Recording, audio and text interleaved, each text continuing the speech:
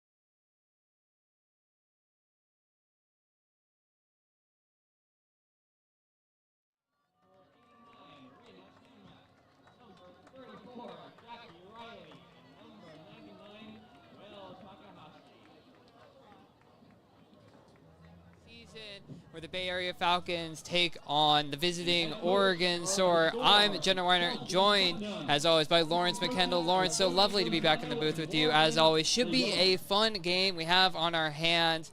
Oregon looking to earn their first win of the season, first win in franchise history, while the Falcons looking to avoid going back-to-back losses at home. Well, talking with Coach Putnam before the game, Oregon is looking for their first win. They are still hungry. They are still quite agile. They're a young team, but they're here to compete at every turn of the disc, and this is a perfect way to start, and we're going to see how the Falcons respond. Falcons sitting at 1-1, and Oregon sitting at 0-2, as both teams lost close games last time out a couple weeks ago. So it should be a good matchup. So bit of windy weather here, but should be a not too bad, a little breezy, but players will have to adjust to the conditions out on the field. Number 27, Morgan Greenwood. Number 28, Angela I. Number 36, Inwen Wong. Number 42, Jacqueline Nguyen. Number 44, Tara Hammer. Number 49, Robin Fennig. Number 69, Beth Davies. Number 71, Georgia Cardosa. And head coach, Manisha Daryani. To Seattle Tempest, and just 12-10 the margin, low scoring game. Meanwhile, Oregon hosting the defending champions Colorado Alpenglow at home, falling short 17-14 after Alpenglow took a big lead and then was able to maintain throughout. Any thoughts looking ahead? One of the things that I know the Falcons had difficulty with last time we were here was the red zone efficiency, just over 30%. What can the Bay Area do this time, do you think, to improve that, other than, you know, throwing and catching the disc in the red zone?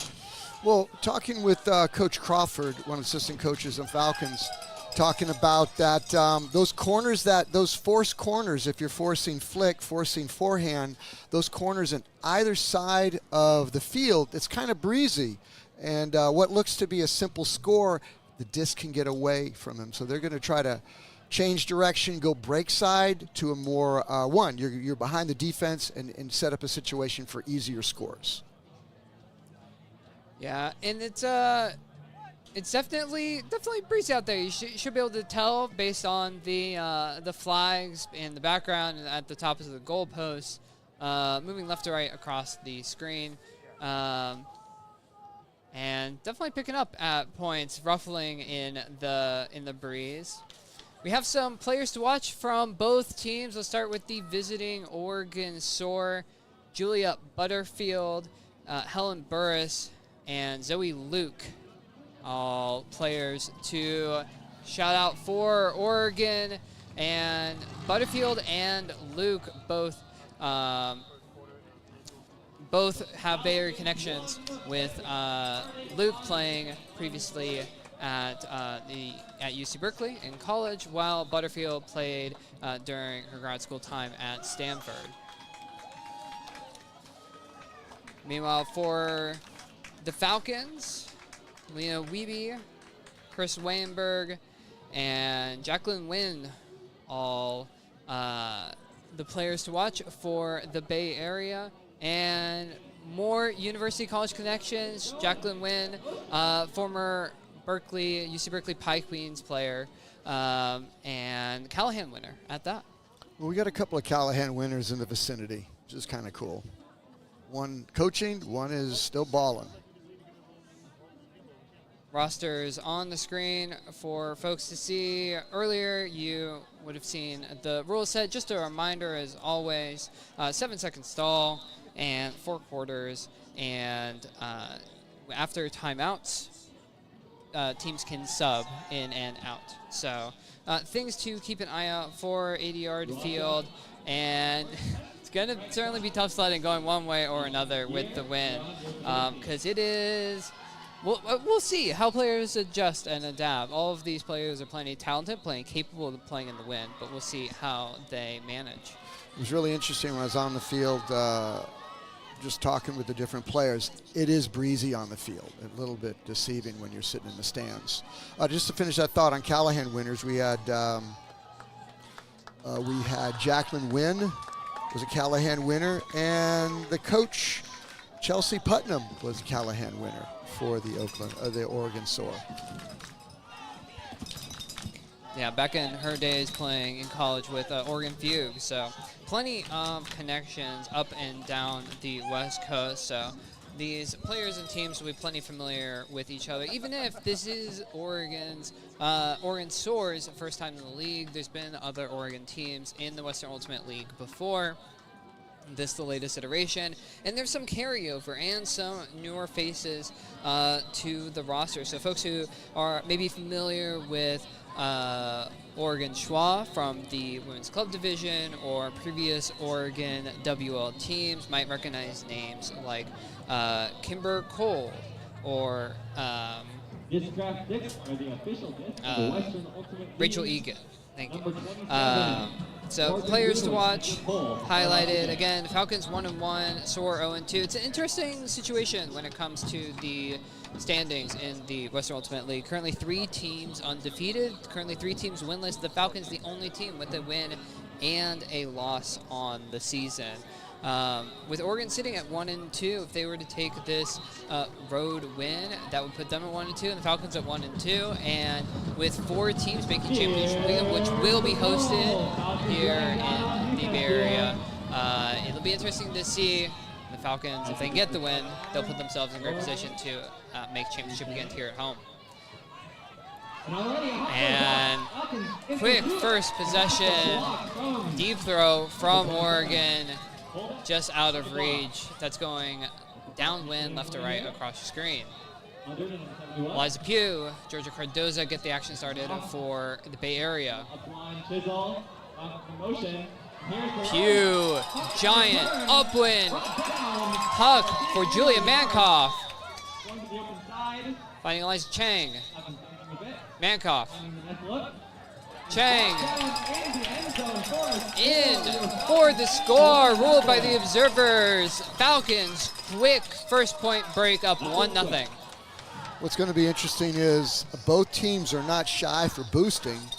If you saw the first game with Soar versus Tempest, Soar can get an itchy trigger finger and shoot it downfield. We'll take shots. So if they start connecting and getting confident, this could be a shootout. But what's nice, the D-line, Falcons D-line showing that they can attack and go for the goal quick. That was really nice how they handled their red zone offense.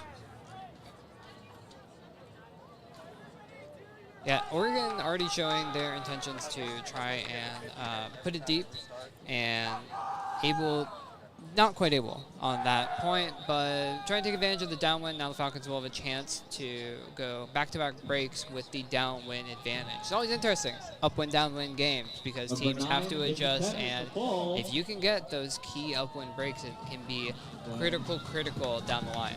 Right, and then you get with upwind, you're going to have to, or excuse me, downwind, you're going to have to take a breath to get your receiver a little bit more separation. But they're going to be fearless and take the shots if it's there. And Oregon off to a quicker start on this possession. Stall called. Just going to hand over your camera for. That 7-second stall count can be tricky. When you hear the see the observer tap their head, that is the stall count signal. And 4-second pre-stall, allowing players to get in motion. Camera forced to put it up. Multiple defenders in the area, and it just goes over everybody. The wind will be a factor, folks, in case it wasn't already obvious. Yes, exactly. It looked like it's going from the stands towards the opposite side of the field where the drift is. So ideally, you're going to want to push it, throw the disc farther outside the field so it gets back in the field of play. Falcons out on offense. Huan Wong not going to sit in bounds. Oh, that's interesting. The wind, I don't know if there was that was a throwing error or the wind swirled that out. I like the look. They got the separation. They got the look they wanted. Now the disc is coming back into play where the disc exited the field. And that's Elion Norton with the disc. And just a throwaway. We got transition. Pugh on the mark. Falcons in flow. Boom. Stepanitis with the assist to Angela I for the Falcons score. Nice transition. They have license to go. Falcons making good on the upwind, downwind break combo. And all of a sudden, Soar in a 0-2 hole. Now, they've found themselves in a similar situation before at home against Colorado. A pretty significant early deficit, able to claw back to just a 3-point margin. So it's not like Oregon is out of this by any means. I would expect a pretty significant comeback from them, and especially when they have a number of statistical leaders for the entire league, including Noel Takahashi, who was the WUL Player of the Week the other week with 5 assists. So it was good for 4 goals the other week as well. So plenty of ballers out there for Oregon. Soar can go, and going downwind. Let's see if how they attack. That was Hancock starting with the disc. Across the field to Butterfield. Butterfield floating, diving, unable to get it though. It's very funny when the disc goes up, there's just that lull of quiet and the fans are waiting to erupt with cheer. It was a nice bid by 22. And Lee Hancock on that one. Cross Les Chang. Meaty Chang. Stretching the field. Les Chang. Little inside shot, brought down. Morgan Greenwood, high point grab, but just behind Morris Saltzman. Oregon has another chance here And to Oregon with the hold. disc quickly back. As Falcons get their defense sorted. Well, Rachel Egan, far side of the field, marked by Saltzman. pressure from the Falcons in this one. Yeah, just dodging out of the way. Helen Burris And a low. and Butterfield. Oregon really digging deep here. Doing some Something digging. happened. Another upline We're in the throw. knee sleeve. Ulstered. This is Takahashi. Looking for Soar's something. assist leader. Another one? Not quite. Nearly. I like the look, though, trying to find Kimber Coles. It's always Takahashi tough. trying to add to the assist total. Well, it's always tough. You got the receiver flat-footed. You had the separation, but if you're flat-footed, it's really tough to make that adjustment as the disc is coming towards you. Starting to settle in a little bit of a back and forth. These longer points. Falcons trying to work upwind once again. The energy Munson. has the- Low throw from Cardozo looking for Greenwood. And Oregon will have the disc 5 yards out, looking for the first goal of the game. First red zone look for Oregon. Ollie Munson on the mark. Swing goes up. Hancock now Oregon with right on the Butterfield. line here. Make something happen. A high release. Goes Floaty, high. throw Brought multiple players in down the through vicinity. traffic. Number 11. Looking. Wow, that's a cheeky throw. Still on the line here. Notice Takahashi. Oregon finds And the final connection goes to Kimber Coles from Burris for the Oregon score. We are on offense. Very poised. Red zone. Falcons had their opportunity a couple times. Definitely slowed up the process. But Oregon figured it out and got the score. Break throw. Yeah, good patience at the front. Always easy to rush it, especially in the wind, to mistime it or flow it. But Oregon very controlled. And Coles with a little spin, disc celebration. Burris on the assist. The child of famous coach Lou Burris of Oregon Fugue, long time coach there, and this kid getting it done for the first assist for Oregon. Very cool. Yeah. You know, as a coach, Oregon has got to be very pleased how poised their red zone was. They punched it in when needed. They definitely valued that red zone. Rush down. Look. Halfway along the field. The ensuing pool doesn't quite reach half field, though. Again, that is going upwind. Now, Han Chen for the Falcons with the disc. Falcons with some give go motion. Rob Fenig. Beautiful to see Robin out on the field. Inside shot. And Brought down by the defense. Chen Oregon tries to government find on offense a again. couple of receivers there. Unable to. And Oregon with a chance to break Shot upwind. here. Some dribbling from Oregon. And they find a And look big put away. to a wide open And goal perfect to the end dropping zone. in This game is tied at 2. for the score. That was Pokemba on the assist, putting it the away throw. You know, what's interesting, as a defender, at some point you're like, you know what, I've done my job. They're not going to throw it. And as you're saying it to yourself, you're like, the disc is in the air, and they threw it. So, you know, it's you're putting the defense on their heels, and you're going, oh, they are looking. They're not looking off good cuts. They are shooting. And so, yeah, you have to play honesty all the way through. And contain, don't give free looks downfield. Push those options to, rather than option A down the field, option B, option C. Riley pumped up about this score, and yeah, I mean, the upwind break, you take it. If you are Oregon, now they get the chance to do the double break, and they've tied the game up 2-2. Already a fun one. Completely, very nuts, very much. So we're trying to figure out who's pulling, and big downwind pull from Oregon. Will pin the Falcons back, and it's Chen to Fenig. center of the field. Look to the right side. So Carnahan. And center of the field is Davies. Chen, Fenig. Fenig thought about the pass to Carnahan, said center field, Saltzman, Win, Carnahan. Low throw. Chen able to get down to it.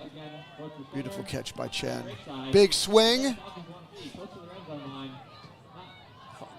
Carnahan with the vision to find Fenig. Center of the field, 10 yards out. Win. And another bid from Han Chen gets the job done. Falcons make sure that they don't give Oregon that downwind break and score up win. Han Chen on a mining expedition. Multiple looks for gold, came up big. Beautiful, nice poise, catching. That's what it takes. This thing is, ultimate frisbee is not a perfect sport. You have to be able to make plays just like that. That was a beautiful O line. Very, very, very nicely. Nice score. So just get in front of the nearby Oregon defender, Dana Nelson, in the vicinity, but Chen able to, as you say, dig it out, get down to the disc for the Bay Area score. And already, I mean, I feel like it's a little bit higher scoring game than what we had last time. Although we had 2 goals in the first minute last time, and then it turned out 12-10. So maybe I shouldn't speak too soon. Commentators curse and all. That might be. I still don't know what this game's going to unfold. They're getting their fight. Is it going to be a defensive struggle, or we're going to go back and forth and teams are going to flex? We're going to see what happens. There's a good chance to stop this. Oregon I mean, both teams able to score upwind so far. Soar getting another chance. Big round throw. That's Zoe Luke. Inside throw. Butterfield. Egan. Back to quality. Taking a lot of these inside flick shots. Bartlett to Luke. To Butterfield.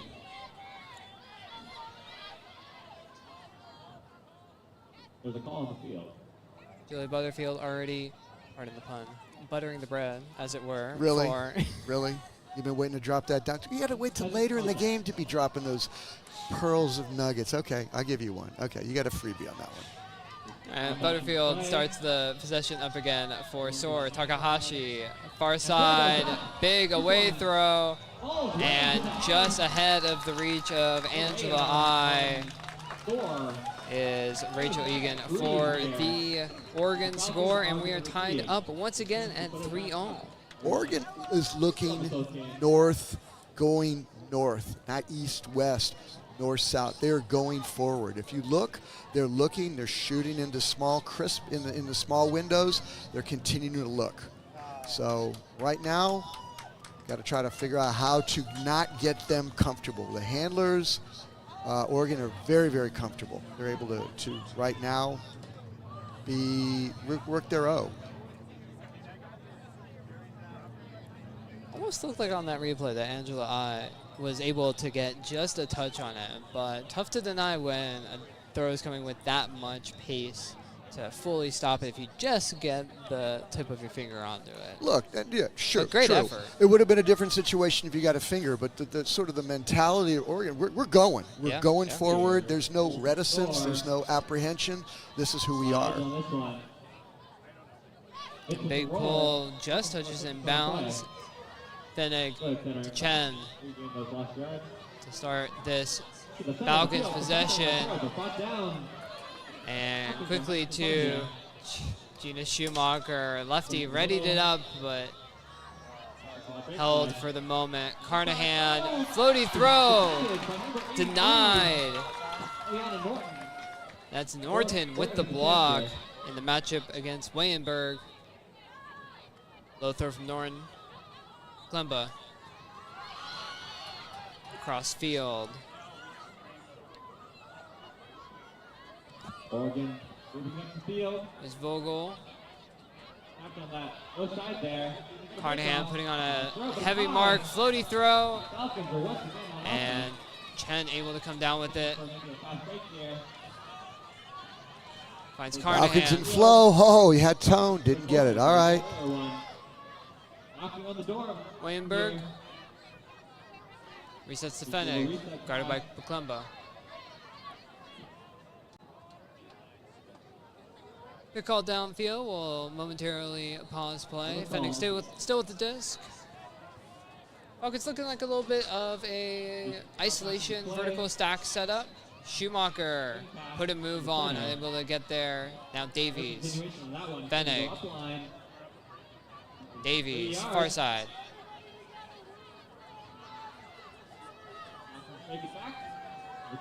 Fennig,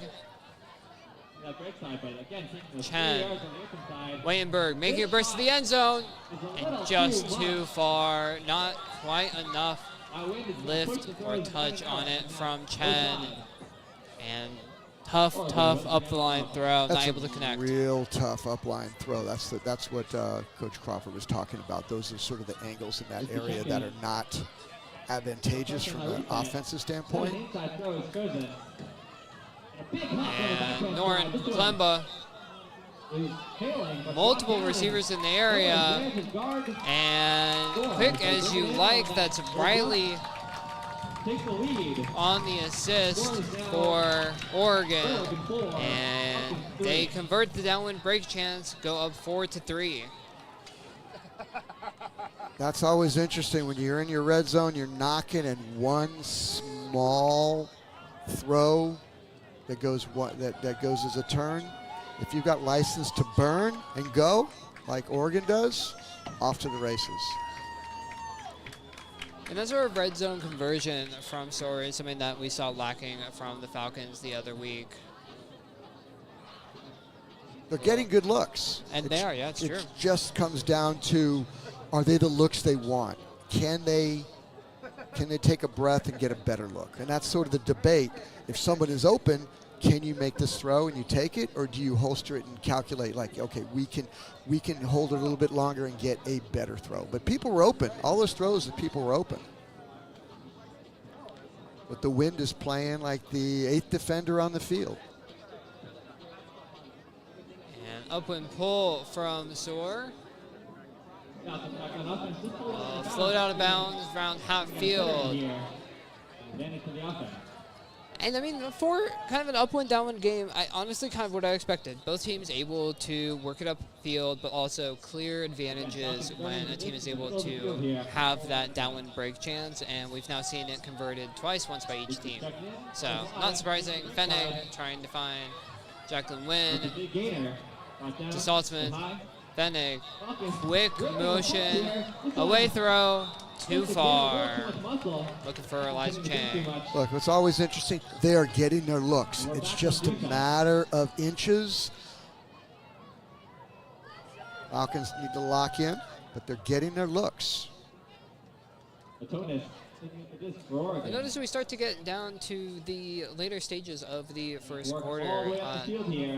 Quarters end in a possession style, so the team that has possession of the disc when the clock hits 0 will be able to maintain possession until either they turn it over or they score. And then teams will alternate who is starting on offense between the different quarters. So one thing that will be interesting to see is the timing of the scores and the downwind just making life difficult on those touchy throws for the Bay Area. You know, what's really interesting is the way the wind blows. It's rising up and going that direction. You have to almost throw it low enough, knowing it's going to rise up just enough to make it catchable. And the back of the end zone is now your 8th defender as well, so you got to keep that in mind how you're making your throws. And Oregon still not having a ton of success getting out of their end zone area, and that's Chen with yet another block. Stepping in between two Oregon players, inside throw, and it's the block and the score. Bookends for Han Chen on the assist from Midi Chang. Woo! Nice. Game tied up 4-all, and about 30 seconds left in the first quarter. Oregon with a huge chance here to get the score, the final score of the initial quarter going downwind. This is going to be interesting, and when the smoke clears on the half, I want to see in the half, what is the red zone proficiency of each team. I want to venture a guess it's not going to be the deep pucks, because most deep pulls or puts are not going to be in the end zone. They're going to come up around the 30, 20-yard line. So it really is going to come in who can capitalize in their red zone. Yeah, both teams have the throwers that if they're not standing on their own end zone line, they could put it half the length of the field, but they have to get to that point. So, and going downwind. Going upwind, a different story, as we can see with this pull landing just past half field. And Soar quick into their set. Vogel had this. Back with the disc from Luke. Pressure from the Falcons, making things hard. And just out of reach. Trying to find Sidra Pearson. And Falcons buzzer. Oh, Molly Mudson trying to get to the disc. Do we see out possession? Still possession. Still possession. And Julie Mankoff. Warren Greenwood. Boy, if the Falcons can convert that, that would be huge to end this first quarter. End of quarter turnovers can be killer. Munson, far side. So the question is, you're not up against the clock. But because you're not up against the clock, are you chill or do you take your shot when it's there? Julie Mankoff, center of the field, marked by Julie Butterfield, and blocked down to deny the Falcons. Emma Bartlett with the defensive stand, and we end the first quarter all tied up at 4. That was a gritty D. It was really cool to see how that play is, that the Falcons got their chance as time expired to get it in play and go. But gritty D on the Soar. And good back and forth first quarter of the game. Both teams with their chances, both teams with the conversions of the upwind scores and the downwind breaks. Puts us all even as we head to the first break of the game. We're going to step away for just a moment, and when we come back, the start of the second quarter, Oregon Soar and Bay Area Falcons all tied up at 4.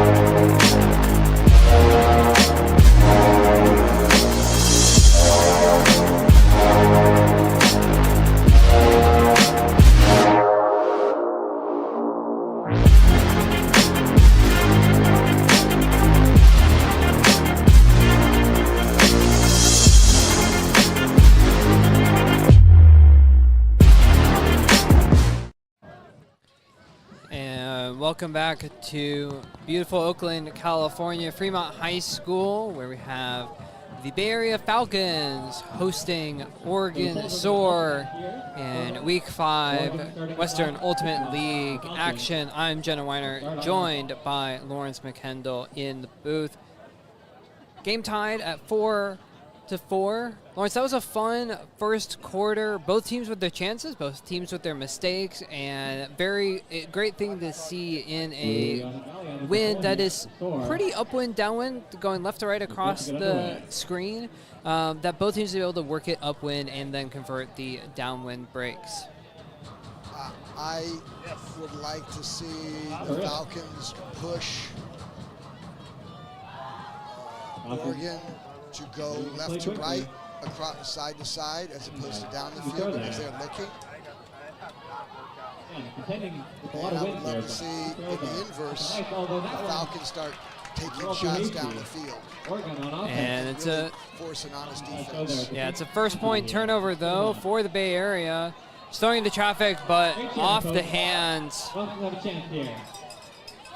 of Mike Keach. Gives the Falcons another chance. Carnahan, Wayenberg, second effort, bobble catch. Able to maintain possession. Chen. Benig. Clean switch from Oregon, denies the up the line cut. It's interesting. Chen is downfield in space. That's been very productive and profitable in the red zone. Let's see what happens. Hammer, up the line, in for the goal. Benig. Falcons score upwind. Go up 5-4 on Oregon.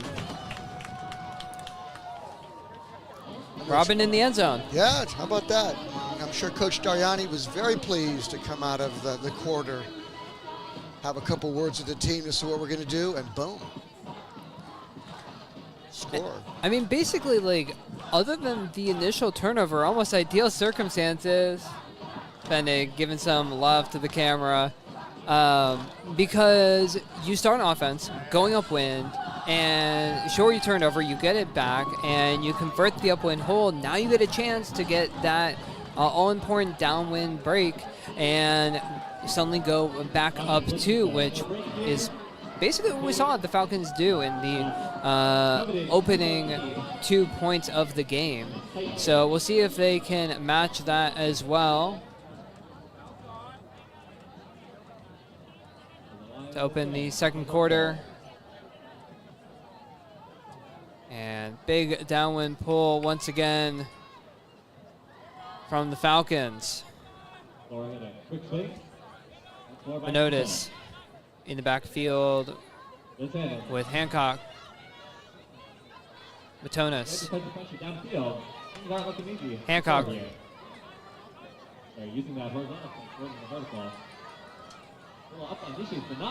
High stall, and Cardoza with the foot block, but foul is called. I think that's Helen Burris. That'll be our insole player of the game. For those who might have missed it, Cardoza coming up with 3 foot blocks against Seattle. Just an incredible performance. Players getting a chance to talk it out. Observers in the vicinity to help mediate, bring things to a swift resolution, if at all possible. Disc will, in fact, stay with Burris. And they'll put the disc back into play, finding Hancock. Burris. Hancock. Wide to Luke. Butterfield. Towing the line on the far side, marked by Stepanitis. Those two familiar with each other from the Bay Area club scene. But stall called Stepanitis on Butterfield. So again, 7 seconds to do the throw here. WUL. Is not able to occur. And looks like no contest. Butterfield holding on to the disc for just a little bit too long. Munson, away throw, perfect for Stepanitis. Can the Falcons make good on it? Eliza Chang. Underneath throw. More breaking it to that low side. Goss. Falcons like that corner there. Meaty Chang, high release, Munson, score! Falcons break, downwind. Woo! Very nice, pretty. That was a saucy lefty backhand in the wind. Falcons go up 6-4 to regain the 2-goal advantage they had to start the game. I want to point out that Falcons are competing definitely on the big unders, and that contributed to the stall count and even the big prayer throw that would have been a turn, but it went back to be a stall count.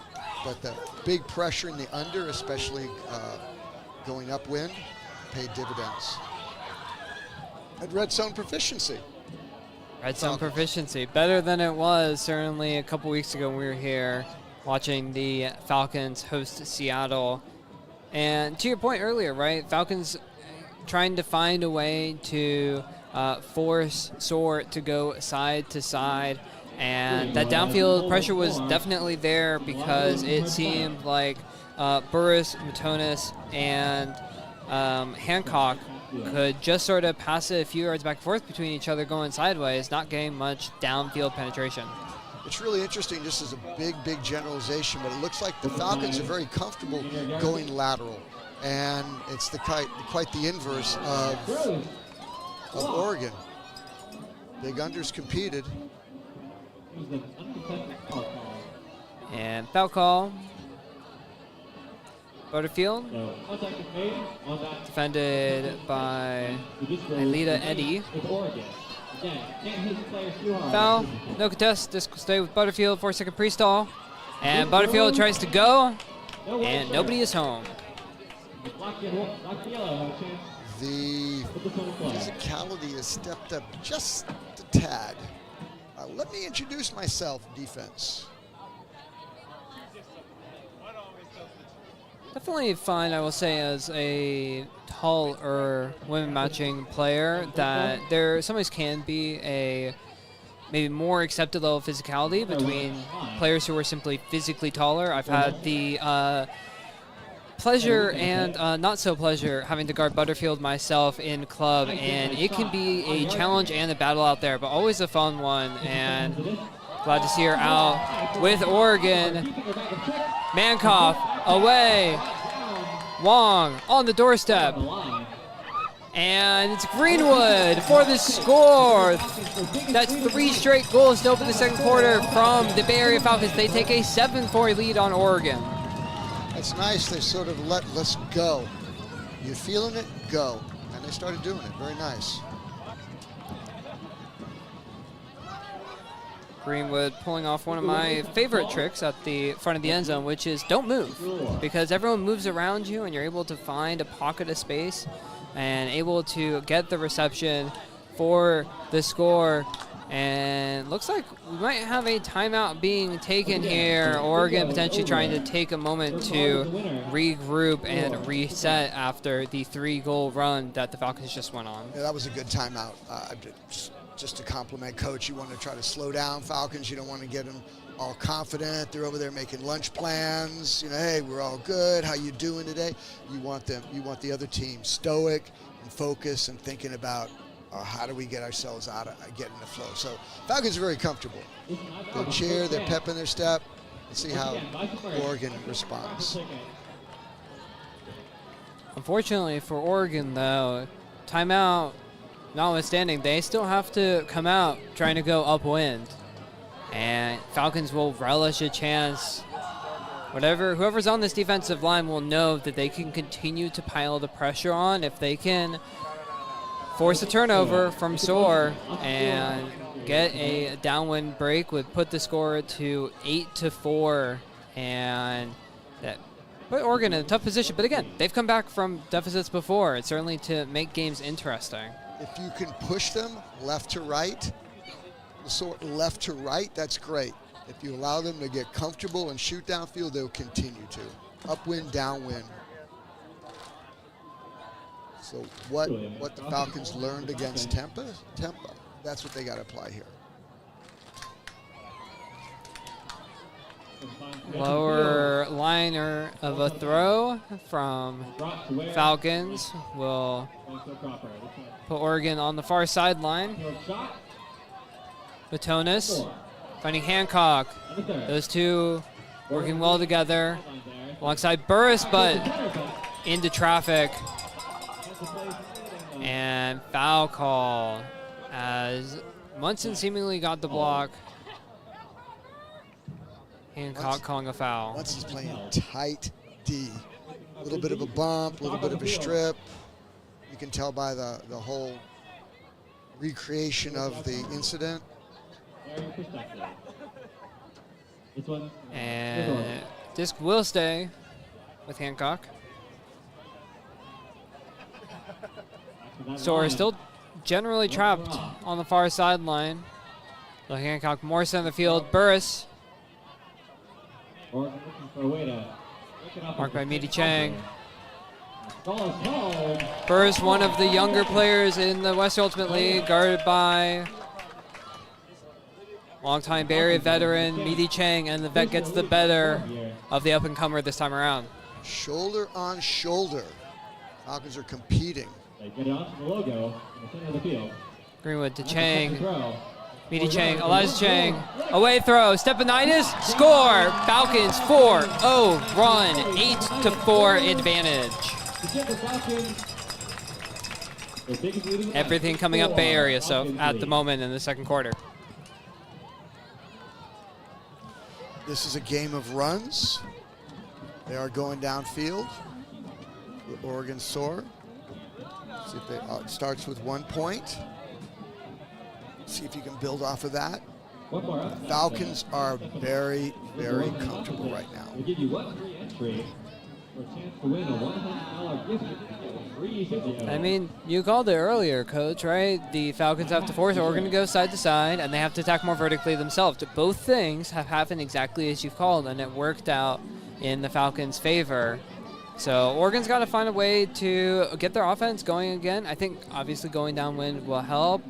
A quick strike score always can help settle the nerves, reset things, know that you can get back into the game 1 point at a time, like you said. So we shall see Here's the pull from as Vicky Chen puts up the pull Rolls off for the logo. Bay Area and rolls to just about exactly half field. Norn going to pick up for Oregon, marked by Eliza Pugh. That's a high break throw. Pretty around Good throw touch. from Norn. Egan, Oregon. Butterfield. Going to work here. A lot of yards. Soar suddenly not far out. They are in For flow. the first point. Takahashi. 5 yards out. They're yelling end zone. They're trying to get out of the way and clear the corner. Coles jammed, and Cardoza Breakthrough. able to just reach in front for the block. Cardoza has the disc, a wallet, and car keys on that play. Their own chance to score.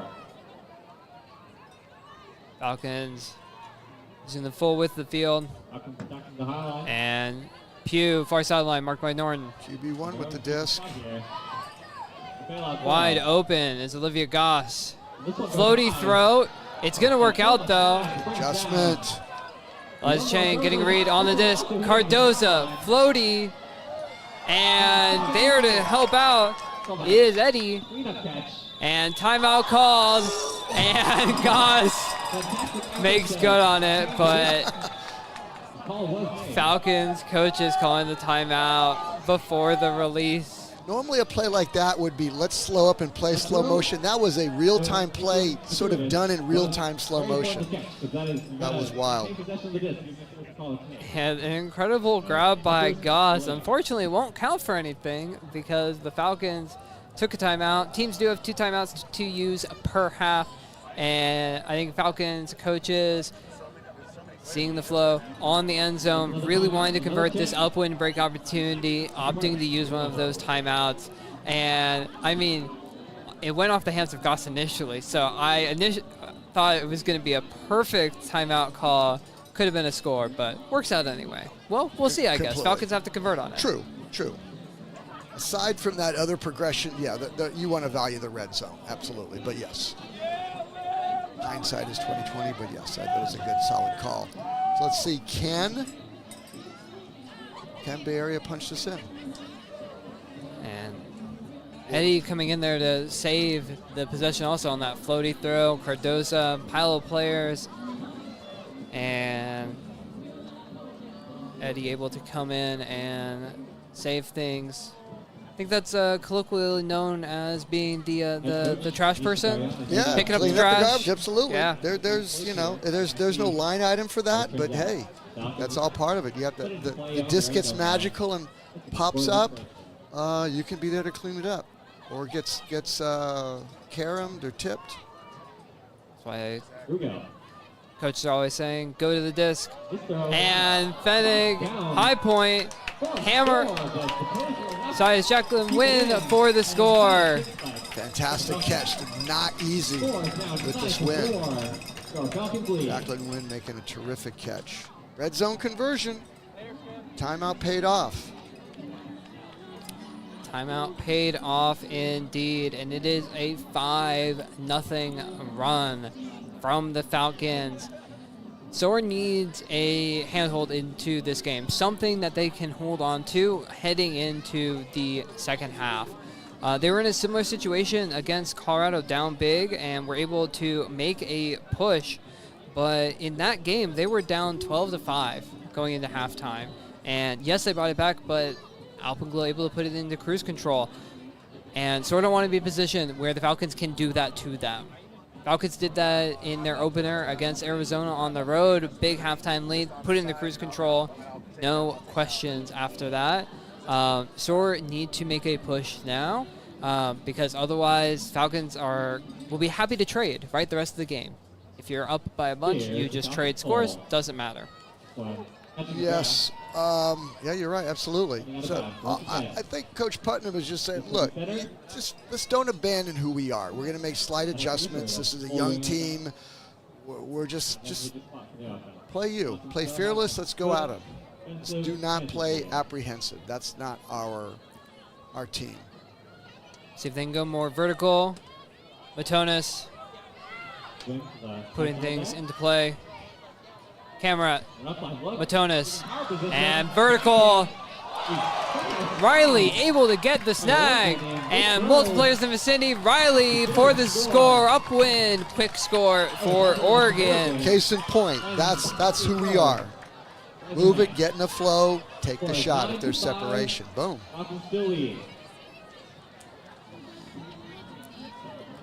Riley coming up big with the initial reception to get things moving and then breaking free to get the goal. Riley is someone you want to push under and let them do damage on the ends.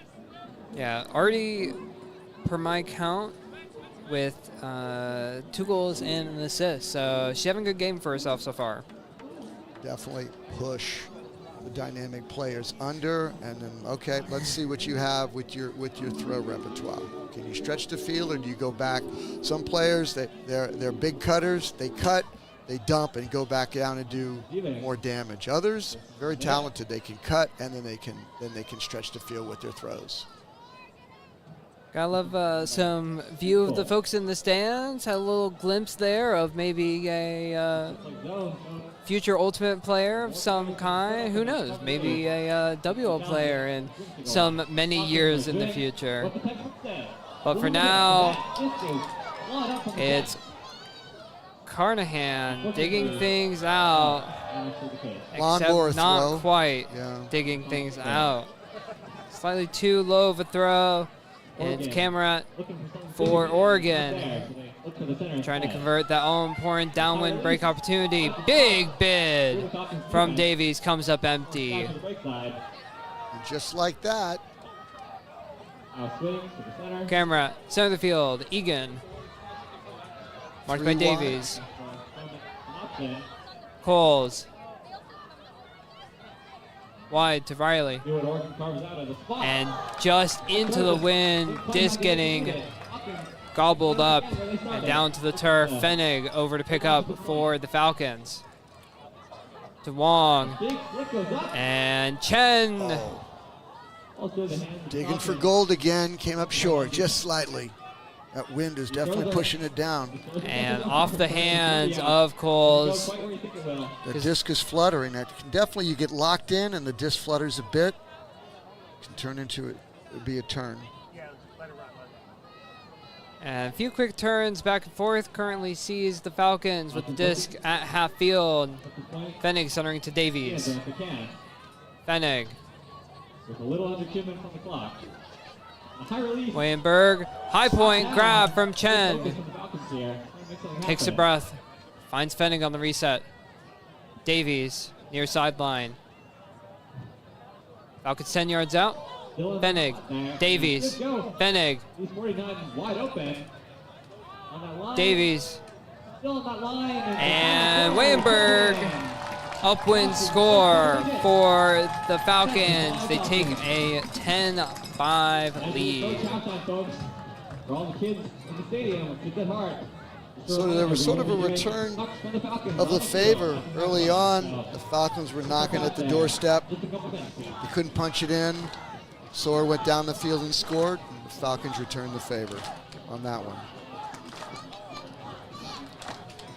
Davies and Fenig working in the backfield before Wadenberg in with the goal. Pretty even statistical contributions from the Falcons so far this game. By my count, only one player with more than one goal or assist, and that's Han Chen with 2 goals. Might have missed one here or there, but we can check the stats at the end of the game when all is said and done. But when we've seen the best of the Falcons, what we've seen is that they get contributions from up and down the roster. And so far in this first half, that has remained the case. And if that continues in the second half, it bodes well for the Bay Area's chances. That's an interesting observation. Yes. Oregon, another chance to work upwind to try and claw back into this game. Hancock with the disc. Notice how they're looking. They are looking downfield. They're looking to the windows. One more to that open side.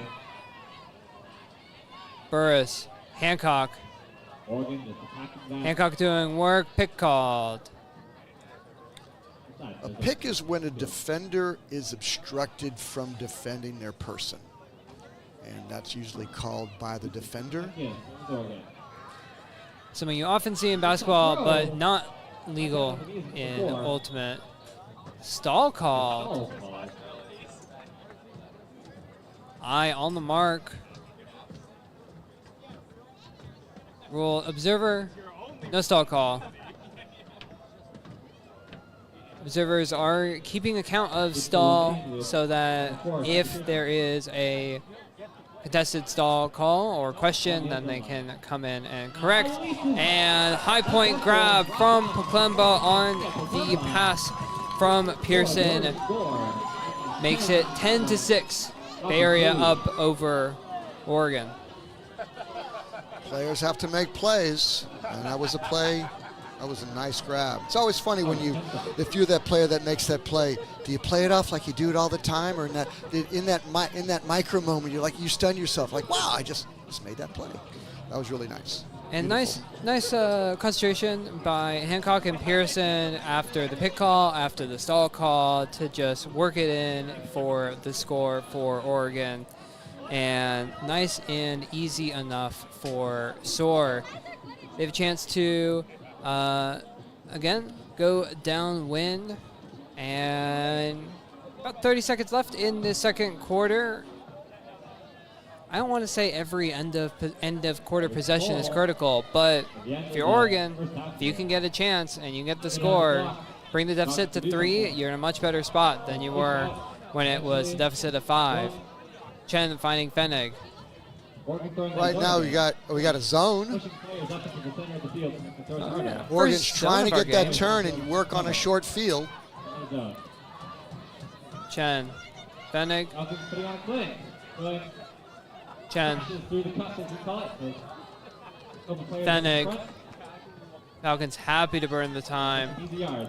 to Chen, and that will guarantee that the Falcons maintain possession through the end of the quarter. Finish this possession. Fenig. So right now, Oregon is in a prevent. Their opportunity to score, but they're just preventing. One tip disc, one ground disc, the point is over. And it is certainly something to see Fenig surrounded by 4 Oregon players, but now moving into a person defense after the Falcons were able to break through the zone. Hammer the linchpin, now Fenig to Schumacher. Can the Falcons make it a 5-point lead at halftime? Yeah. Davies, and run through block from Riley ends the first half. It is a 4-point Bay Area lead, 10-6. Beginning of the first half. Highlights for you: Costa County Public Defenders, Santa Cruz Flair, Sacramento Ultimate Players Association, Montclair Park Pickup, and Mother Hucker.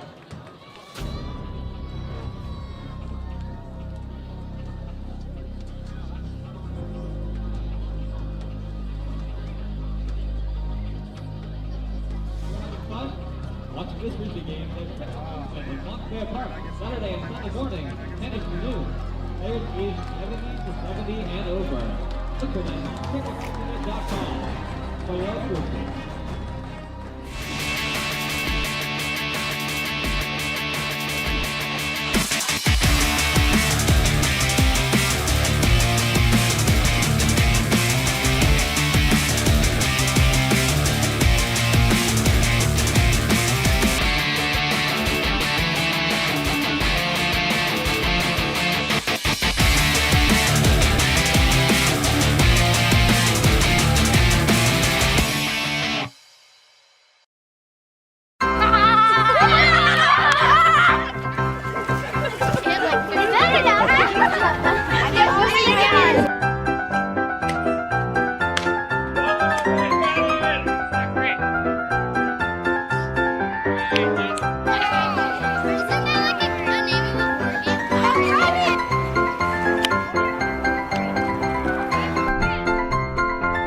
Defense faces.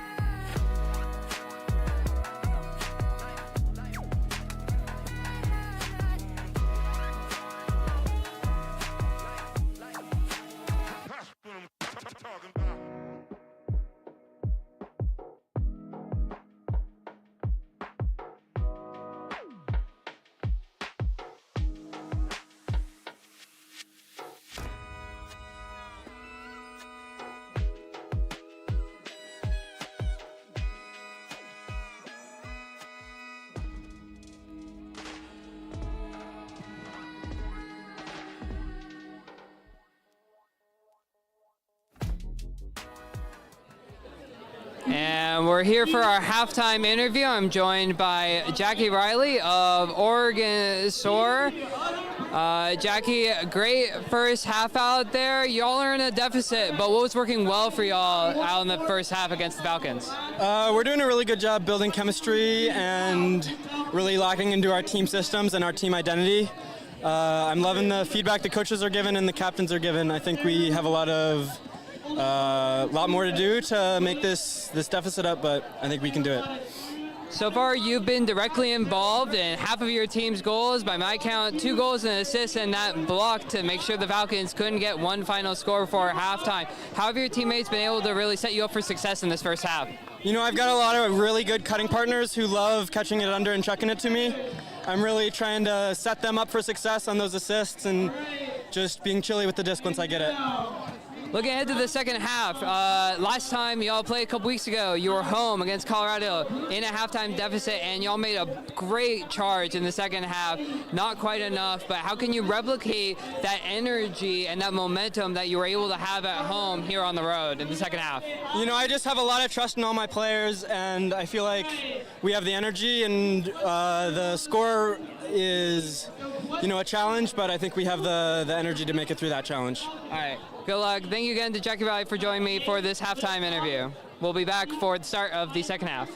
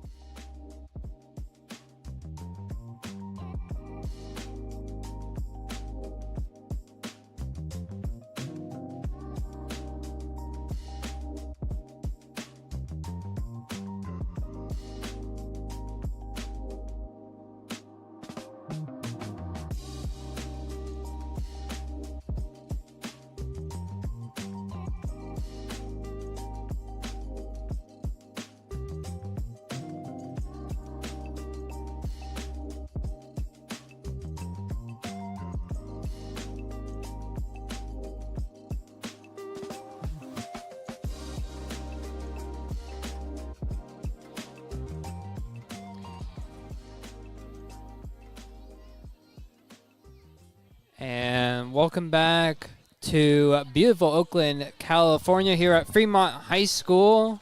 The Bay Area Falcons are taking on Oregon Soar in Week 5 Western Ultimate League action. I'm Jenna Weiner, joined in the booth by Lawrence McKendall. Falcons holding a 10-6 halftime lead. Both teams have opportunities, but the Falcons went on a tear to start the second quarter. So the question to you, Lawrence, is can Oregon replicate that and pull from what the Falcons did and do it themselves to get back into this game in the second half? So let me answer this a little bit slightly long-winded here is, yes, to answer your cut, yes, they have the identity. And I think the coach, talking to Coach Putnam before the game, really their halftime comes down to 3 key points. They don't overwhelm the players with anything more. But I think I would love to see them make adjustments on defense to try to figure out how to slow down the Falcons because they're very, very comfortable. But I think they're going to be true to their offensive identity. They're going to continue to shoot downfield. They just need to have the legs to go down deep and continue to shoot. And then wherever it goes, they have lockdown defense and try to get turns in a shorter field against the Falcons. But their identity is to continue to shoot north-south, and that's their identity. Stay true to it, and then figure out how to get stops. That's the question. Can they generate those stops and convert on the turns? And the Falcons will get a chance to start going downwind, but gives Oregon this chance to start on offense. They get this upwind score on offense as Greenwood puts up the pull for the Bay Area. Then deficit starts to trim, and Oregon will have their chances to go down. And both teams have been able to score upwind, so no questions about that floaty throw. Unable to be corralled by Zoe Luke. And a few quick passes and a turnover for Oregon. Munson. Now the end of eye. Away throw. Touchy. Too far for Greenwood to chase down. So Oregon got in the flow early. The wind sort of puffed it up and had other alternatives, other thoughts about what their offense was to do. So let's see. You got a shorter field now. Falcons can tee off and hopefully get a turn. Reset back. Big swing. Falcons sagging off a little bit on the handlers, but it's now in the hands of Egan to Hancock, center of the field. Cardoza on the mark. Now Munson, Morgan Matonis, and multiple Oregon players of the city ends up in the hands of Hancock. Soar maybe a bit lucky to come down with it, but they'll take it with Burris, far sideline. Pick call downfield.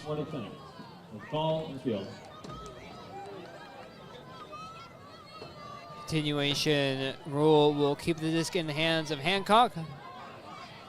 Marked by Cardoza. And a throw, miscommunication or something. Hancock trying to find Luke, unable to do so. And Munson to Pugh. Thought about to Greenwood. Instead to Eddie. Falcons with the chance to break to open the second half. Stepanitis leading pass, Pugh, touchy, Greenwood score, Falcons 11-6 Bay Area lead. Break. Coach Durrani is very, very pleased starting the game with a break. Starting the second half with a break. It's really nice to see the Falcons when they're in flow. So let's see how Oregon responds. Fenig hyping up her, as of last year, club teammate Greenwood. Both played for Sacramento Tower in the mixed division. Tower making nationals this past season as well as one of the best Southwest region teams. That was a tower-to-tower score. Certainly a tower-to-tower celebration at the end. Greenwood jumping in the pass for the Falcons. And Falcons showing the pull from a variety of areas. Mentioned it briefly on the last broadcast. Morgan coming all the way from Reno, Nevada. About 3.5 hour drive.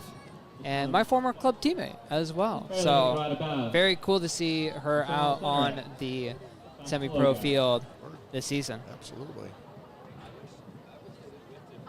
Coach Byron Liu out there was giving the defense some last-minute pointers. Let's see what they are doing, what tip. They're riding hips on the in-cuts. Look at the big in-cuts coming. They're right on hips.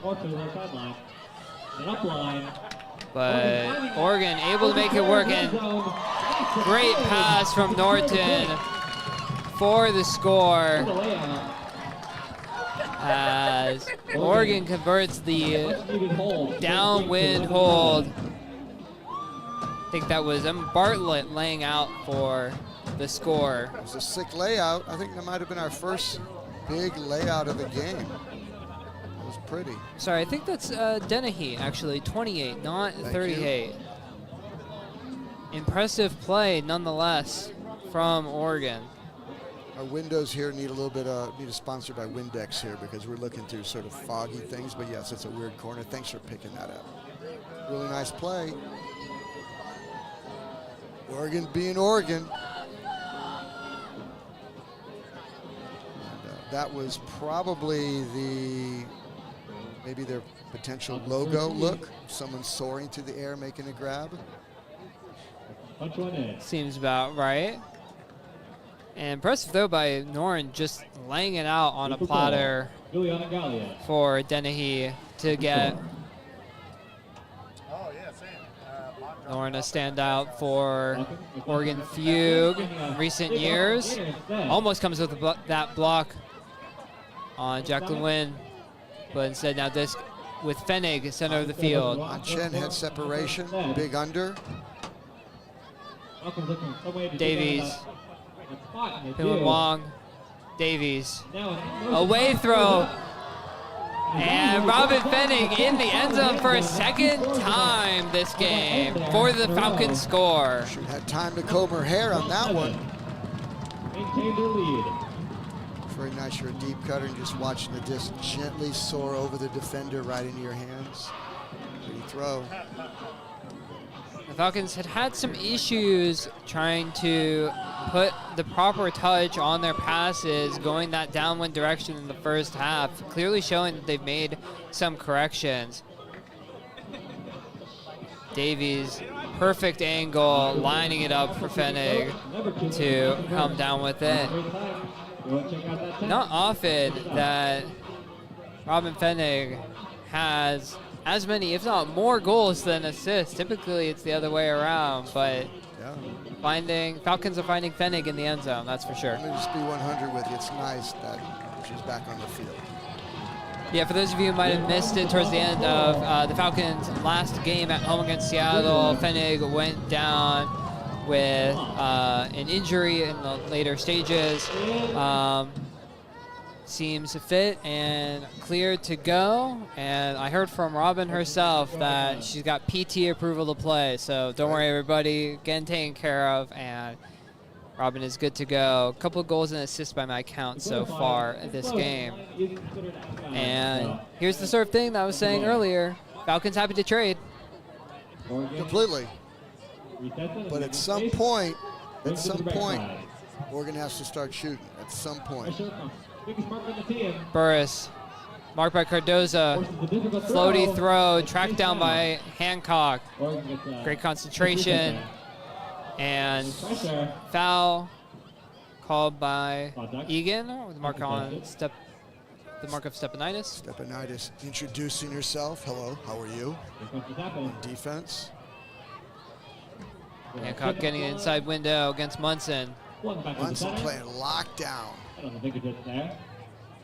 Burris, Egan, A lot of pressure on these throws, but Takahashi, Oregon is moving up the field nicely. and collision in the end zone. It's going to bring play to a momentary pause. Down on the field.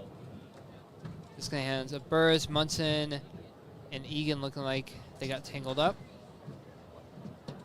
Sorry, that's Greenwood.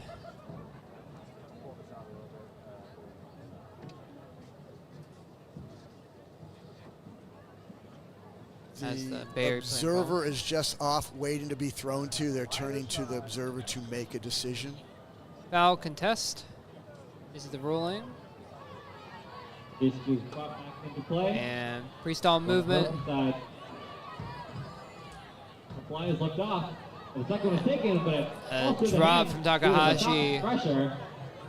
That was a Greenwood-Coles matchup. Falcons trying to get in a Angle. fast break. And Brought down foot, on the shoulder. near the foot block. This with Greenwood to Munson. Falcons looking for something. It's not a good spot High to be stall in. count. Big shot goes up. Trying to find Mankoff, who's just able to hold off. Julia Mankoff. Retain the Falcons' possession. That's a nice play there. Held off Matonis. Cardoza, Who's in the a area? wide open Eddie, and the Falcons get the upwind score. That's a break. 13-7 Falcons lead. 13-7. Taking this game by storm. So remind me who made that play, who pulled it down?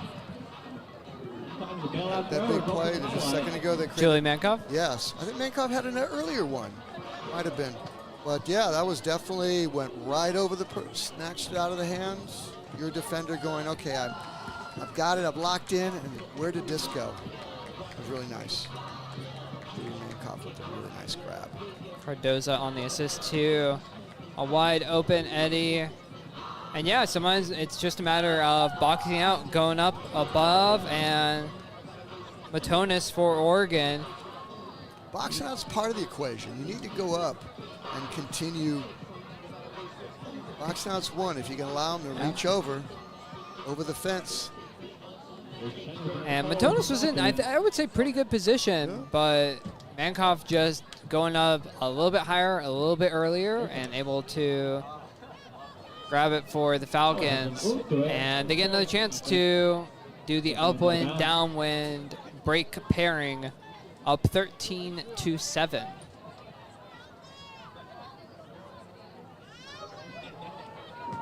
The lockdown defense is paying dividends, making the downfield windows really tight.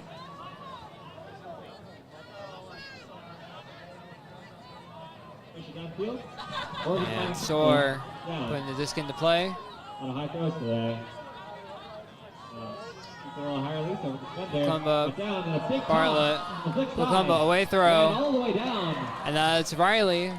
And the star player.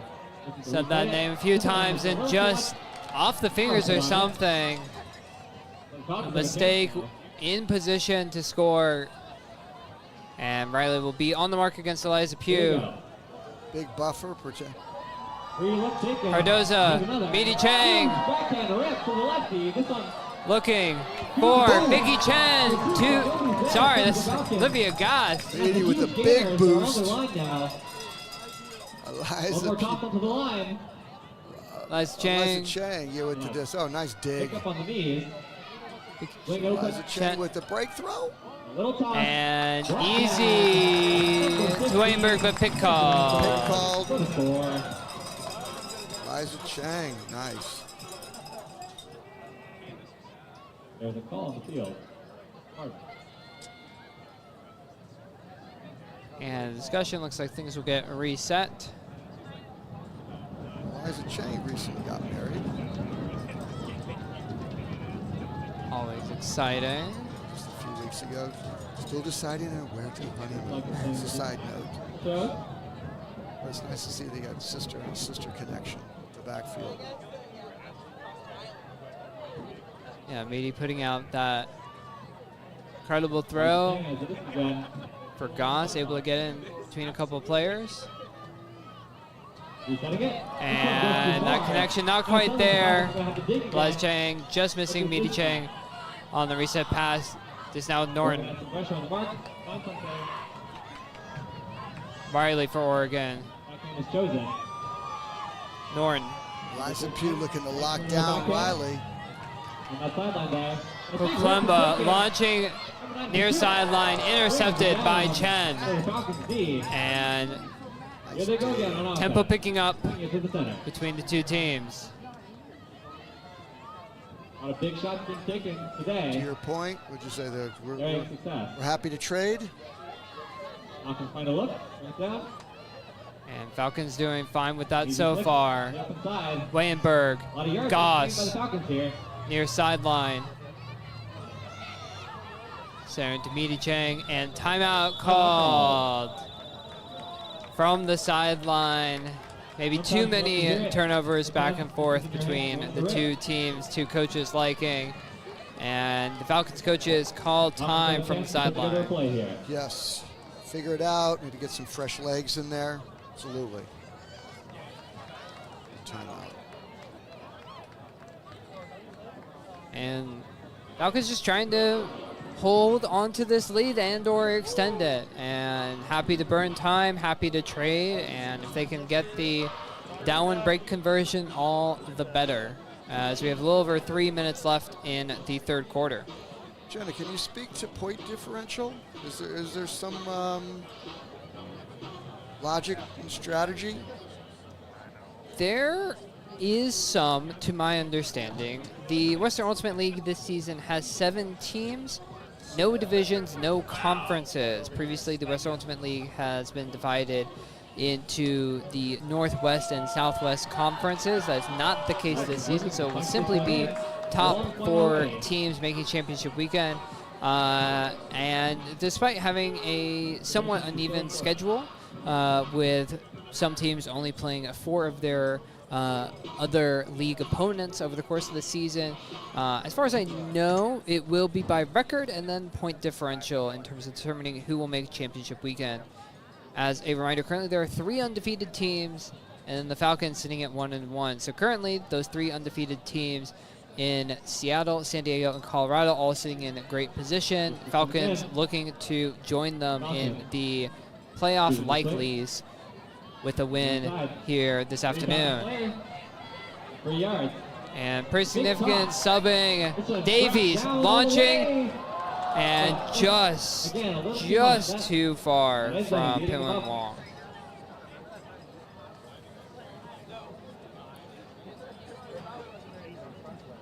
They got the look. They got in the flow. It was really pretty. Watch the flags on the side of the field. You'll see the wind is definitely pushing those throws out. One got open. Very much an upwind, downwind game. Just too far. Now it's Matonis for Oregon. High stall, count, pressure rising, and turned over, trying to go straight upwind. And now past half field.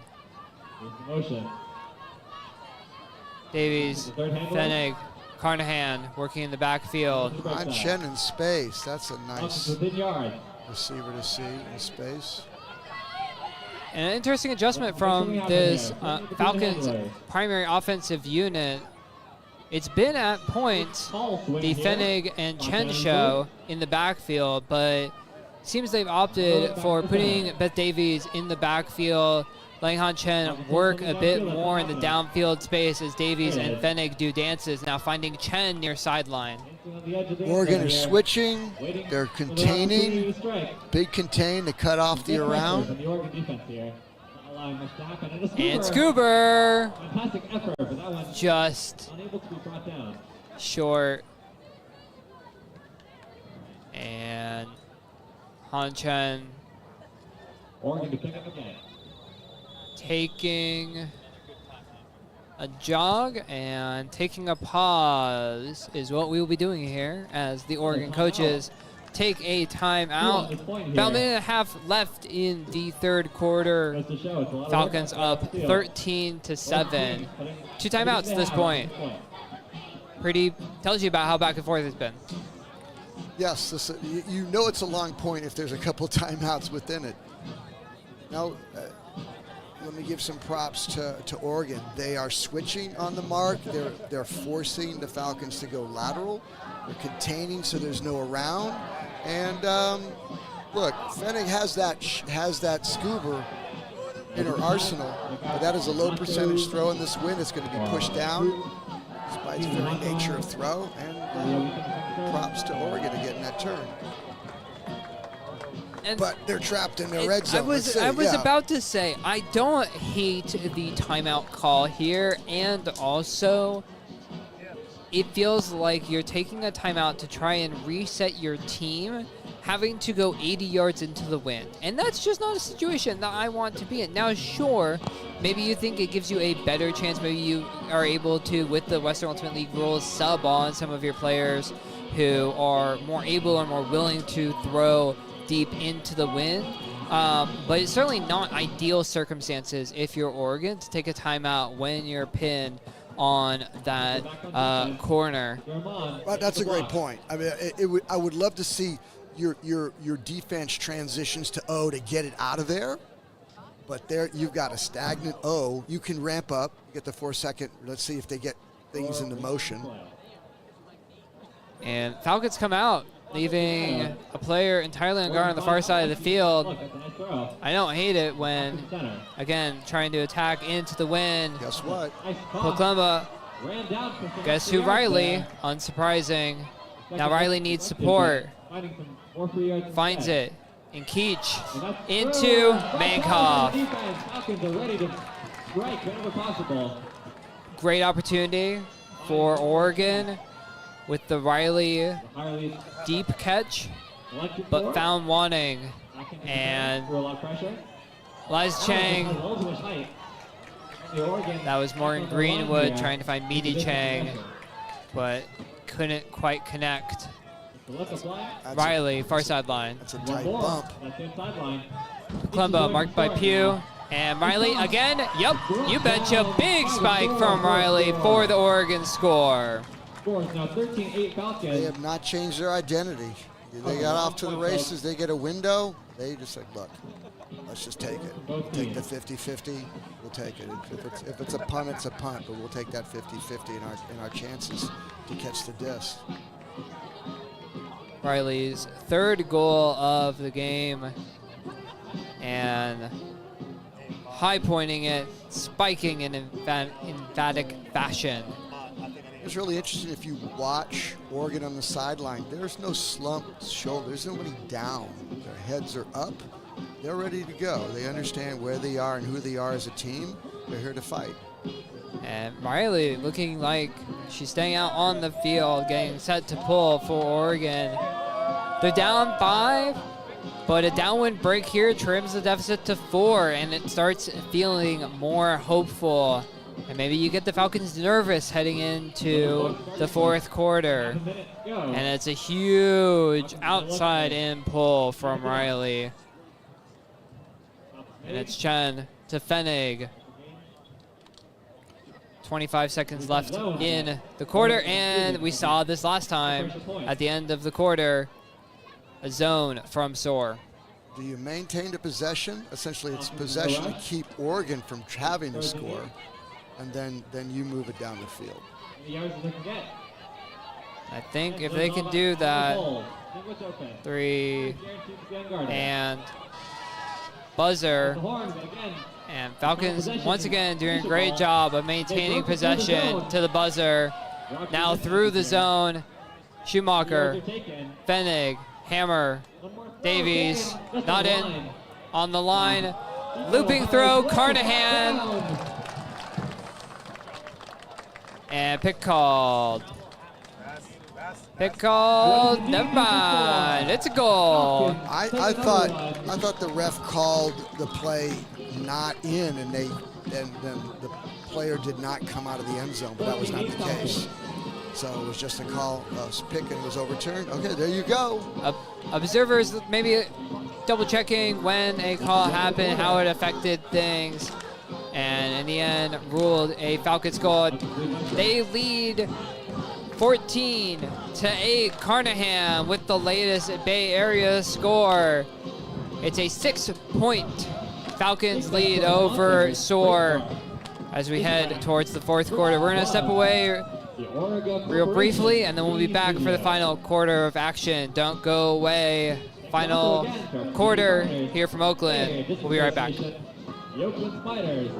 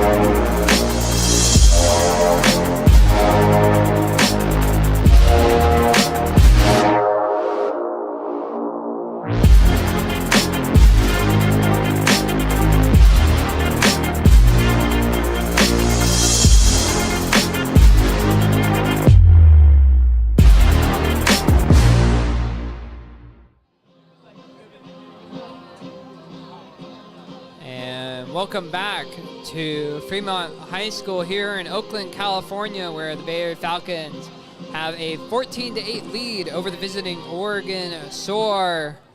For a final time this game, I'm Jenna Weiner, joined by Lawrence McKendall in the booth. Falcons able to convert on the final possession of the third quarter, establish a 6-point advantage.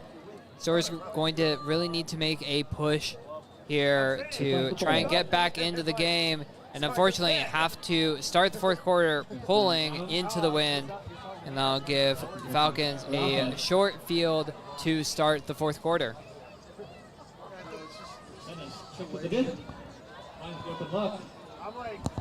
It's a situation where, look, you let your team be fearless. Look, team, I'm talking it as if, Oregon Soar, go, just go. There's break comes off, just play your game. Start a campaign to the end zone here. And able to string some passes together to start this upwind break opportunity. Riley marked by Chen. Back to Riley. Oregon's just playing catch here. Riley stirring the drink. Falcons looking to stop the motion. It's back to the hands of Riley. Center of the field, and That was too far. just not quite able to find Ryan Vogel. And Falcons O-line back with possession. Fenning and Davies again, that duo in the backfield for the most part, trying to find Han Chen. Speaking of, coming from the downfield position. Han Chen plays so poised. Chen Falcons looking for the break chance here. to win. Hammer across to Fennig. Falcons patient into Is just the wind and the sun. Pinwin Wong just unable to find the disc. But Falcons, you've already burned nearly 2 minutes game clock. injury called. There will be a substitution on the field. Call on the field. We'll momentarily pause that. Riley subbing off. Butterfield coming on. Great. And Han Chen also subbing off. Eliza Pugh stepping on for the Falcons. Team's able to make 1-for-1 trades when a player needs to sub off. Looking at my notes, Oregon traveled with a pretty deep roster, so this might be a situation where we are going to let some of our younger players. Ultimate finds instead. But Get not some able to. touches. Oh, big Boom. bid! They're still in it, Incredible block from Sylvie Barnes. not taking a point off. Baltimore looking That for the was break. A lot of defensive intensity at this point. That said, it is about game and clock management. The Falcons have already burned off a couple of minutes. Poklemba looking deep. It's a nice throw, and Oregon's on the line And now. Barnes, who had that incredible layout grab to Butterfield. Sliding grab for the score. Wow. So Oregon able to make it work. quarter. Score is 14 And Falcons. Barnes and Butterfield working together to finish off that point. An observation, Taking the point of the road. sort of compare and contrast both O's. If you watch the Falcons, when they get an interior throw, there's no one timing to go deep. You watch Oregon, there's an interior throw. There are options. There are people continuing to cut, knowing that they are a viable cut, and more times than not, they're going to get thrown to.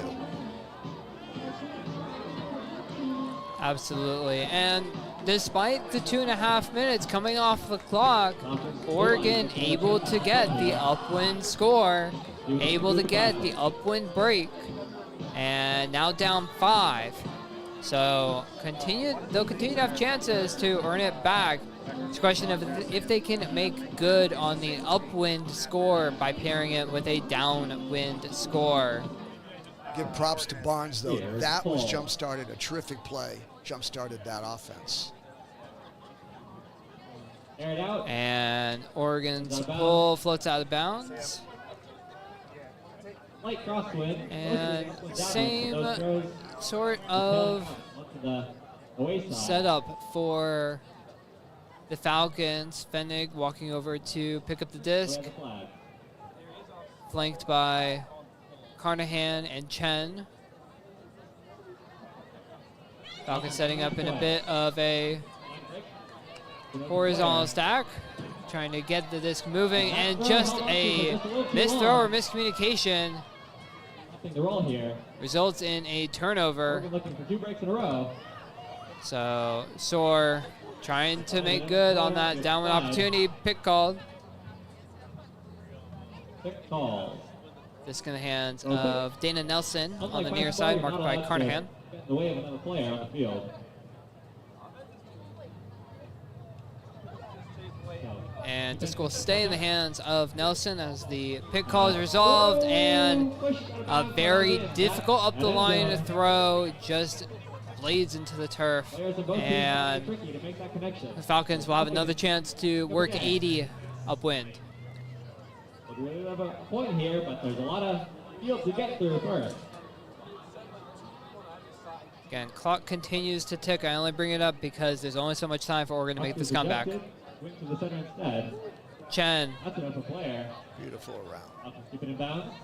right to Vic Chen. Find some more yards on the line. Goss, Another open look. stall Brought down, called push pressure.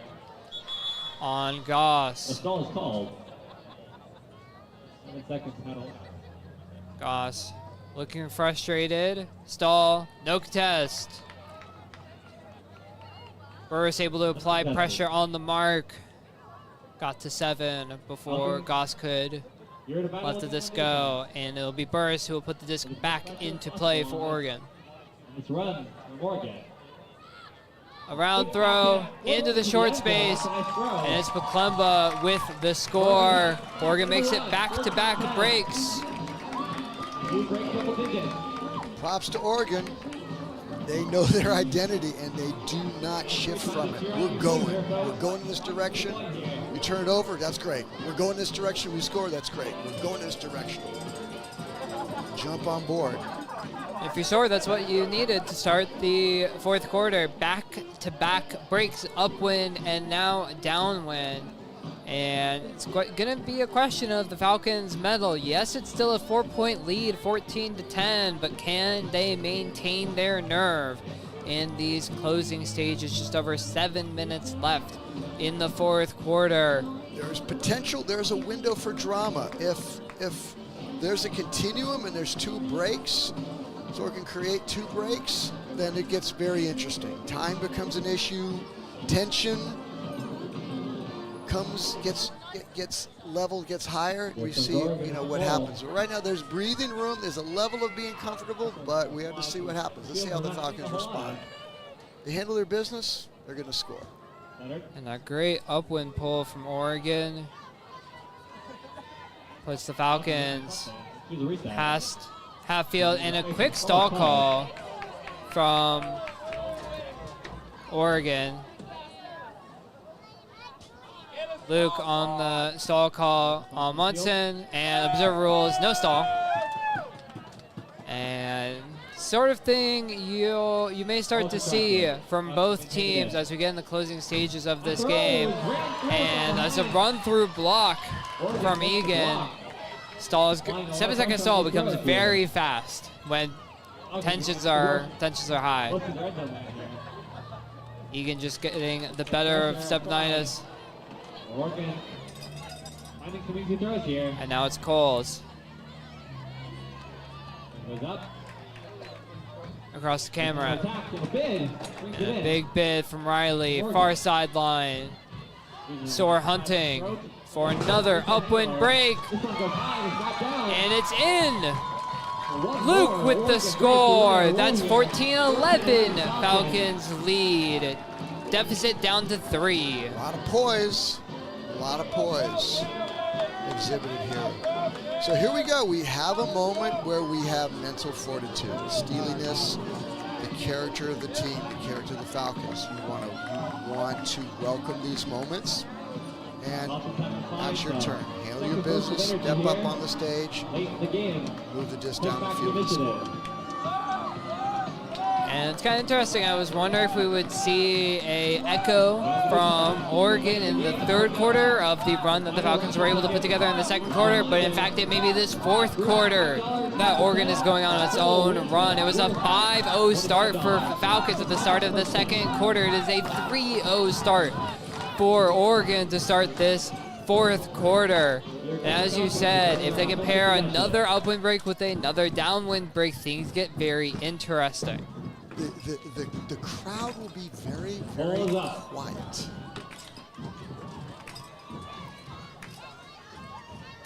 Another solid pull from Oregon. Han Chen and Fenig working in the backfield. Jacqueline Wynn marked by Norton, having to put it up, and Han Chen with the patience, the time, Carnahan.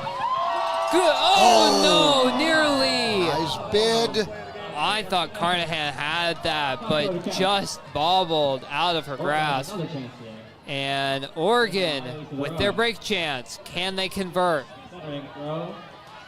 Big away throw. Gallion to Klemba takes time. Wow, a timeout.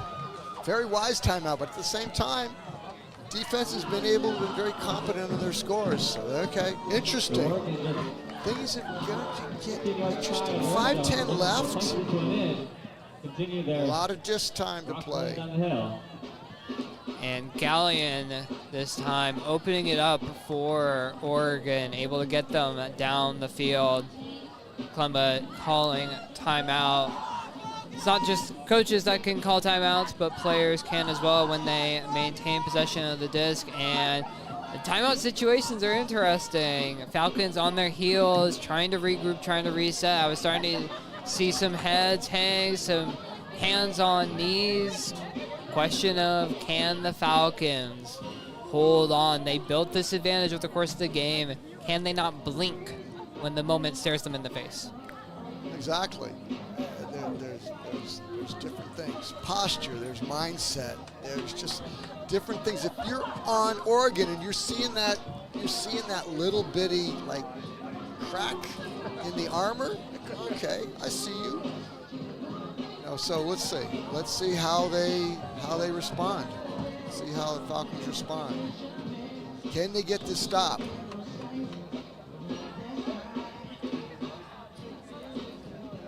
I'd continue to try to force Soar laterally. Force Soar laterally. Nice Pugh on 23. That's Vogel, who's going to start with the disc instead of Klemba, who called the timeout. And Vogel. Meaty working hard. Off there the hands, go. though, Takahashi. And Meaty Chang. And Eliza Pugh. As the Falcons get another chance, a run-through block. Oregon getting run-through block after run-through block. That was Kimber Coles. Now Burst with the disc. And off the hands again. Sort of a Benny Hill point. An old person reference. Egan unable to come up with it. Cardoza. Oregon is running hard. They're getting these run-through blocks. And a huge bid comes up empty. Pugh, far sideline, marked by Vogel. Vicky Chen. Falcons in flow. Can they convert? Eddie, just in bounds, marked by Luke. Deep reset to Meaty Chang. Mankoff. Vicky Chen thought about the pass to Eddie, instead opts for the reset to Pugh. Falcons also burning valuable daylight. And Meaty Chang, 5 yards out. Can the Falcons convert? And timeout call. Meaty Chang sort of holds their hands up like, I thought we were going to get that. It was going to be fine. But coach is taking no chances with under 4 minutes to play in the fourth quarter. No, that was, yes. Value this. This is, right now, I'll go on a limb to say this is a game right here. This is that window that The clock is not in anybody's favor. This can definitely be in the favor of the Falcons. If the Falcons convert, then the clock is good. Oregon's still in it. Absolutely still in Oregon needs it. to score at this point, this moment, to be anywhere in the vicinity of like winning the staring contest. And they had so many chances going downwind, and it was just multiple discs off the hands of players. Wind is definitely a sneaky factor. It is not so easy to try and catch this when it is popping up into the wind. You have multiple defenders around you.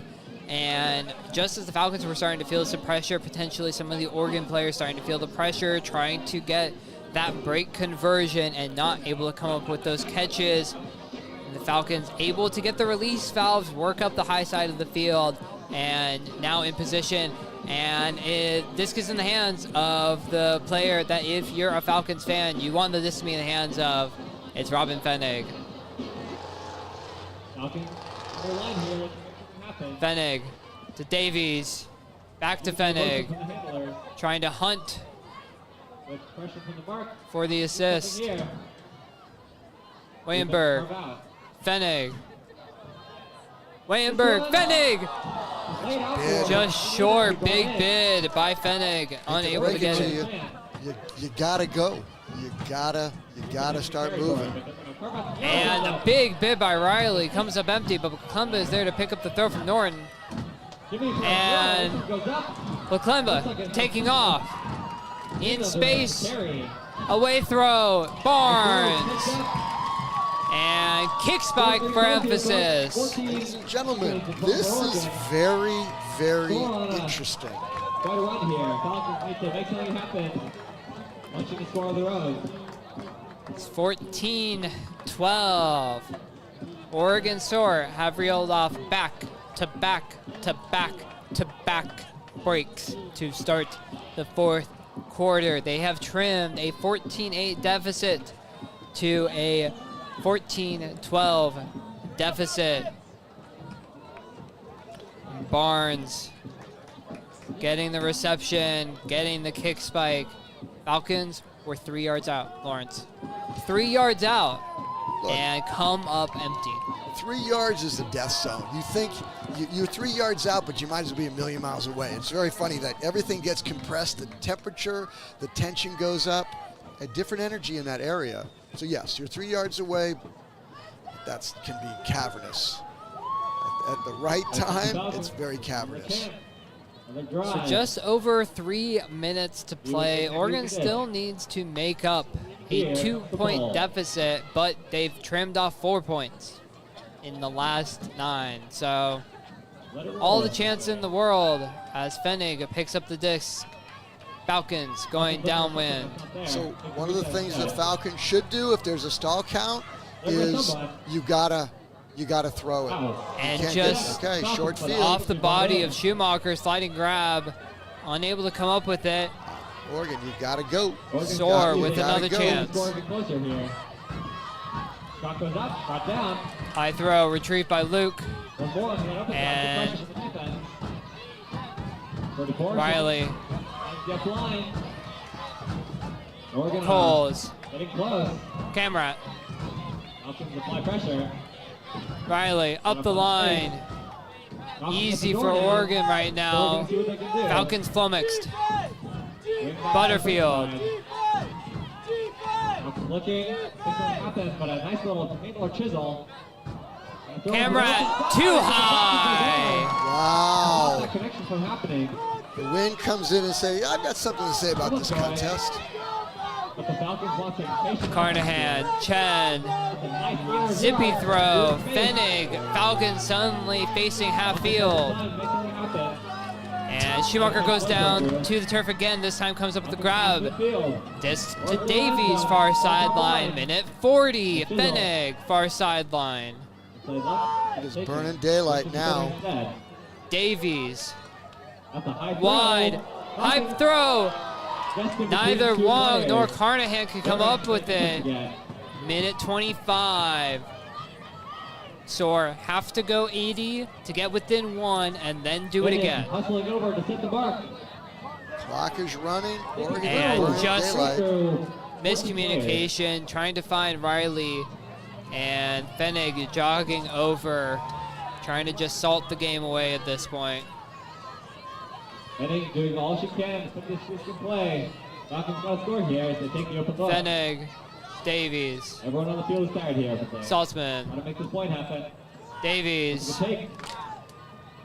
far sideline, But some good pressure from rising Soar. stall count, but Swung back to the Fenig is side. able to get available. Regular movement, trying to generate 40 something for the seconds offense to work left. Window is about to slam shut on Oregon's chances.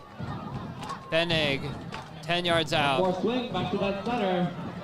Falcons seeing what they Chen, can find. wide It's floating over throw. early, but the Falcons This body time out. Davies comes up with his Schumacher. That should do it. Falcons That 15. should do it. Schumacher with the catch on the throw from Davies, and it's a 15-12 area lead with 19 seconds remaining. Falcons took Soar's best punches, multiple punches, and came back and scored when it was needed most. Big defensive stop, down the field with poise. Oregon came so close there to bringing this game to within one, but instead it's a 3-point margin. And with 19 seconds remaining, you have to think it's over at this point. I mean, people can throw the disc real fast, real far, but Unless somehow there's like a 4-point score somewhere or 3 points. Yeah, there's no. You just so let's look ahead. Let's look ahead with the little bit of time we have remaining here. Falcons with the win this afternoon move to 2-1. Oregon falls to 0-3. Top 4 teams make championship weekend. 3 undefeated. Falcons sitting at 2-1. The other 3 teams in the league, Utah, Oregon, and Arizona, sitting at 0-3. What are your thoughts if you're the Falcons coaches heading into the weeks ahead, knowing that you are in good position for championship weekend, but still need to seal it? There goes the horn and a block. And that's it. Block. Stepanitis ends the game. 15-12. Falcons win. Falcons are happy, but there's a sigh of relief with this joy. Like, I cannot believe we dodged a bullet. No, they took Oregon's best shot. If you're the Oregon coach flying home, hey, look, we're playing with house money. This is amazing. We've got ice water in our veins. We're able to go toe-to-toe with some really good players. So Falcons, big sigh of relief collectively from the fans as well as the players on the field. We're still looking forward down the right. You want to look at that? In a moment. Falcons grouping up, celebrating the players, about to line up for some high fives.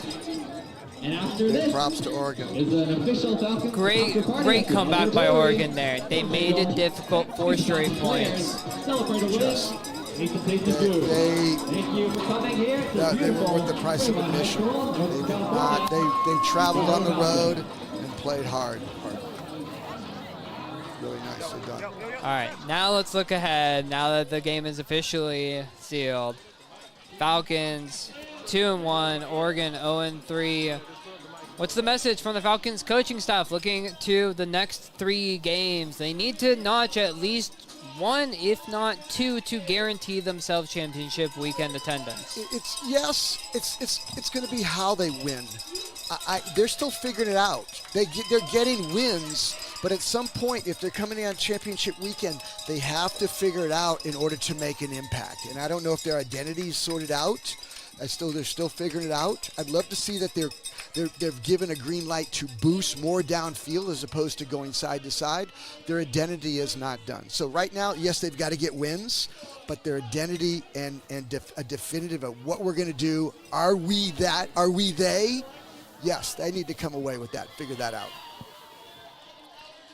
Yeah, although, I mean, at this point, they are in good position with 2 wins, and the other 3 teams below them all sitting at 0-3. their Falcons are in a solid position. Oregon is going to just have to try and win out at this point, as will Arizona and Utah, to give themselves any realistic chance to making championship weekend. You got to get to those 3 wins with the Falcons sitting at 2 already. For both teams, they are both off this upcoming weekend, and then they will play each other once again in Week 7. This time, Falcons going on the road to face Oregon on the road alongside Seattle as part of a doubleheader. So that will be Week 7 action in the Western Ultimate League. So Falcons will have to travel well, but they'll get their chance against Oregon on the road. Look, Oregon's going to be at home going, you know what? We traveled this way. Now it's our turn. Let's see if we can tee off on you at our place. So that's going to be a tough road show for Falcons to do. So it's going to be very interesting. It will be indeed. Thank you for joining us for this Week 5 game in the Western Ultimate League season. I've been Jenna Weiner, joined by Lawrence McCandless. Bay Area Falcons, 15-12 winners over Oregon Soar. Thanks for joining us, and we'll catch you next time.